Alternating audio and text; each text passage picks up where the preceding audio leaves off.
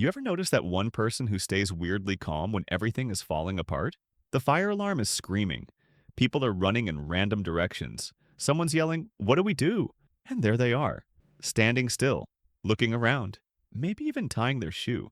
You watch them and think, are they fearless? Are they disconnected?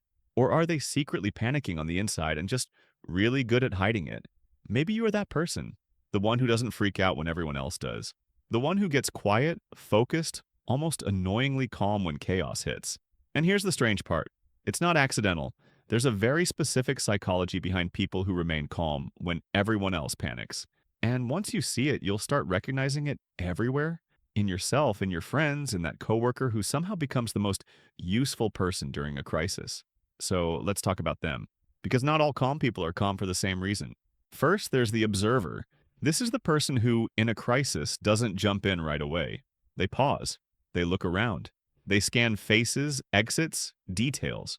While everyone else is reacting, they're watching. Picture a crowded airport during a sudden delay. People are complaining, pacing, refreshing their phones every 5 seconds. And there's that one person just sitting there, eyes moving quietly, taking it all in. Psychologically, this type has a strong habit of cognitive distancing. They don't merge instantly with the emotion of the moment. Instead, their brain takes a step back and asks, what's actually happening here? They're not calmer because they care less. They're calmer because their mind defaults to analysis before emotion. If this is you, you might notice that stress doesn't hit you immediately. It comes later, sometimes much later. In the moment, you feel oddly clear-headed, and only hours after everything is over do you suddenly feel exhausted or shaky. Your calm is not absence of feeling, it's delayed processing. Then there's the control-focused calm person. You know this one. The power goes out. Someone drops a glass. A plan completely collapses. And this person immediately starts doing things. They're making lists, giving instructions, assigning roles. Okay, you call them. You grab that. We'll figure this out. Their calm comes from action. Psychologically, these people regulate anxiety through perceived control. When they can do something, their nervous system stays regulated. The moment they feel useful, their panic drops. You might recognize yourself here if chaos actually makes you feel more alive, like your brain switches into a sharper mode, like boredom stresses you out more than emergencies. But here's the twist. Their calm isn't about confidence that things will work out. It's about refusing to feel helpless. As long as they're moving, planning, fixing, they're okay. Take away their ability to act, though, that's when the anxiety shows up. Another type is the emotionally regulated calm person. This one is subtle. They're not detached. They're not controlling. They're just steady. When everyone else is spiraling, they acknowledge the fear without amplifying it. They don't say, relax, it's fine. They say, yeah, this is stressful, we'll handle it. Psychologically, these people have learned, often through experience, how to tolerate emotional discomfort without trying to escape it. They don't fight the feeling, they don't dramatize it. They let it pass through. You'll often find this calm in people who grew up in unpredictable environments or went through early challenges. They learned that panic doesn't help, presence does. If this is you, people probably come to you when they're overwhelmed, not because you have all the answers, but because you don't make things worse.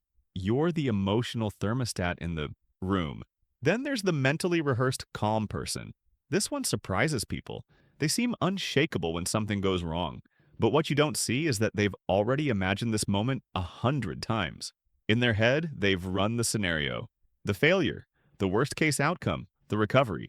So when it actually happens, their brain goes, oh, this, yeah, we've been here before. Psychologically, this is a form of anticipatory coping. They reduce panic by preloading their nervous system with familiarity. This type is common in people who overthink, but in a productive way. They ask, what if this goes wrong? Not to scare themselves, but to prepare. Ironically, the people who panic the least in real emergencies are often the ones who quietly worried the most before anything happened. And finally, there's the dissociative calm person. This one is often misunderstood. In extreme stress, they don't feel calm because they're grounded. They calm because they're slightly disconnected. Time slows down. Emotions feel distant. Everything becomes oddly quiet. Psychologically, this is a protective response. The brain temporarily dampens emotional intensity to prevent overload. This type often hears things like, how are you so calm right now? When inside they feel numb. If this is you, your calm might not feel peaceful. It might feel blank. And that's important to recognize. Now, because long term, this kind of calm needs care. awareness, grounding, support. So here's the real takeaway. Staying calm when everyone else panics doesn't mean one thing. It can mean observation, control, emotional regulation, preparation, or protection, and none of them are inherently better than the others. The question isn't, why don't you panic? The question is, how does your mind protect you under pressure?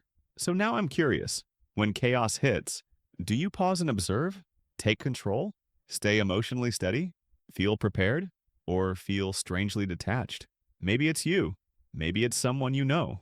Either way, once you understand this psychology, you'll stop judging calmness as strength or weakness and start seeing it for what it really is, a strategy. And the more aware you are of yours, the better you can use it when it matters most.